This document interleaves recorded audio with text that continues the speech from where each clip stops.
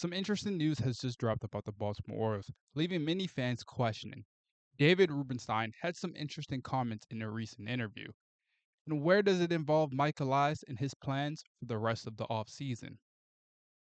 Welcome to Orioles Digest. I'm your host, Kam Brice. And like I say in every video, before you do anything, hit that subscribe button. If you're a part of this percentage, let's change that today. Come join Orioles Digest. I'm going to give you daily updates that you don't want to miss. In a recent interview with Yahoo Finance, David Rubenstein had some interesting comments about the MLB and the Baltimore Orioles. David Rubenstein was asked about the current state of the MLB payroll, and this was his response. I wish it would be the case that we would have a salary cap in baseball, the way that other sports do. And maybe eventually we will, but we don't have that now. I suspect we'll probably have something closer to what the NFL and NBA have, but there's no guarantee of that. So in this video, we're going to talk about the short video that David Rubenstein had with Yahoo Finance. We're also going to talk about what upgrades are coming to Camden Yards and the 2025 rotation and what it could look like. So what does David Rubenstein mean by those comments? And what other things did he discuss? We all know the MLB needs a salary cap, and what the Dodgers have done over the last couple years are making fans so angry. Me, honestly, I'm not angry because the Dodgers are just going out, spending money, and getting players. I don't think a salary cap is going to come anytime soon. I know David Rubenstein is hoping for it, but unless all 32 owners come together and be like, hey, we need to do this right now. This is the amount of money that everyone can spend. Orioles owner also said something interesting. If you go back and watch the interview, he was asked about the current state of the team and what he thinks the franchise has gained over the past couple years since he took over. Now, he talked about spending money is important, but you have to spend it in the right way. And that got me questioning. A lot of people want the Orioles to sign Corbin Burns, Max Fried, Blake Snell. We all know that John Angelo is one of the worst owners in MLB history. What he did to Camden Yards was pretty unbreakable. He tried to diminish the park. He wanted to move. He didn't sign players. He let Manny Machado go, and it made fans very angry. But what David Rubenstein is doing now is good for Camden Yards, good for the city of Baltimore, and he's trying to develop young talent. It's a good thing what David Rubenstein is doing. He can't control which players come to Baltimore, but he can control how the ballpark looks. And that's going to get us into our next point. Camden Yards has some massive upgrades coming. Yes, we all know that Camden Yards is one of the best ballparks in baseball. I think it's one of the most beautiful ballparks beside PNC or Oracle Park. I really like PNC, just the nature of the background. The prices are good, and the people there are amazing. But let's go into the prices of Camden Yards now. We're looking at hot dogs. $4, folks. $4 you can get hot dog. It's no longer $8 or $10. You're not spending $20 for a hot dog, fries, and a drink.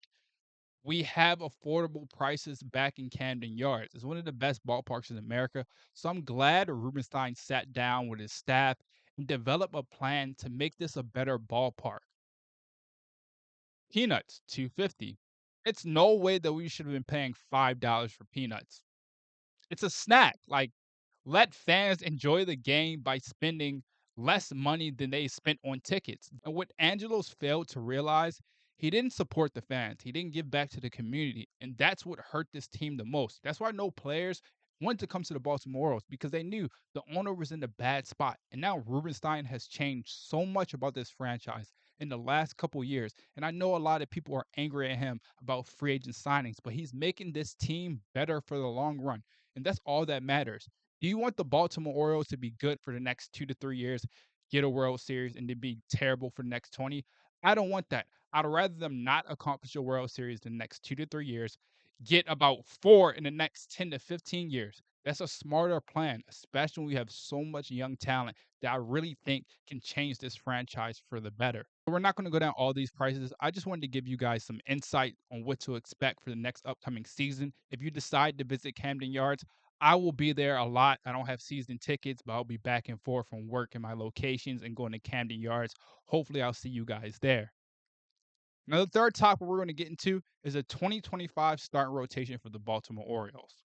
I know we briefly talked about the Baltimore Orioles starting rotation in my past videos, but I want to give you guys some good insight because I posted the starting rotation and what it could look like in 2025 on Twitter. And so many people gave me backlash about this is a terrible rotation. We're going to be terrible once again.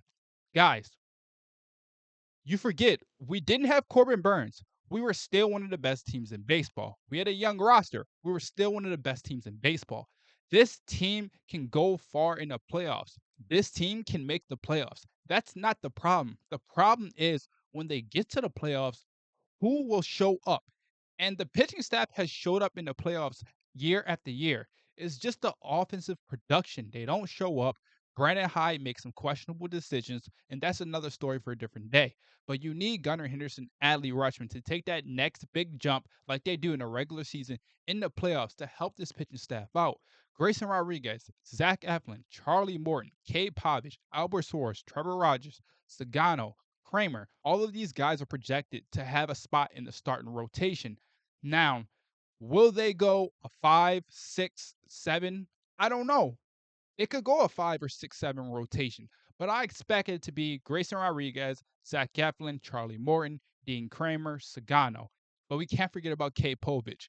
He's one of the best upcoming pitchers on this team, and we have to start giving him more opportunities. I want him to be a future 2 or 3 starting pitcher in the Orioles rotation in the future, but let's not hurt his development process. I don't want him to send him back down to AAA. I don't want him in the bullpen. So it'll be interesting to see how they can find him a spot in the rotation. Hopefully, Grayson Rodriguez can take that next big jump because I believe in him. I believe he has ace potential. I believe he could be one of the best pitchers in baseball. We know Zach Eflin. He's dependable. He'll have a low 3 ERA and he'll produce every single time he steps out on that mound. Sagano, I'm unsure about how he will translate to the MLB, but if he doesn't succeed in the starting rotation, he could also go to the bullpen, and that makes the Baltimore Orioles bullpen even more dominant than it was. Trevor Rogers is interesting. We all know he ran out of gas last season. We traded for him to help for the playoff push. It didn't go good. He's still under contract for the next 2 years. So if Trevor Rogers can bounce back and be that 4 or 5 starter, then hey, you might end up trading Dean Kramer at the trade deadline for Dylan Cease. You might end up going to get another bat, going to get another outfielder, upgrading different types of positions like first base. All these different types of things will happen during the season. But this rotation is not set. It could change at any different type of moment. You know, as the season goes on, injuries will happen. So I'm glad that the Baltimore's have so many options they could go to. It'll be very interesting to see how Brandon Hyde manages starting rotation next season. Well, that's all we have for today, folks. Thank you for joining Orioles Digest. Like I said earlier, hit that subscribe button, turn on post notifications. I'm giving you daily updates about the Baltimore Orioles that you don't want to miss.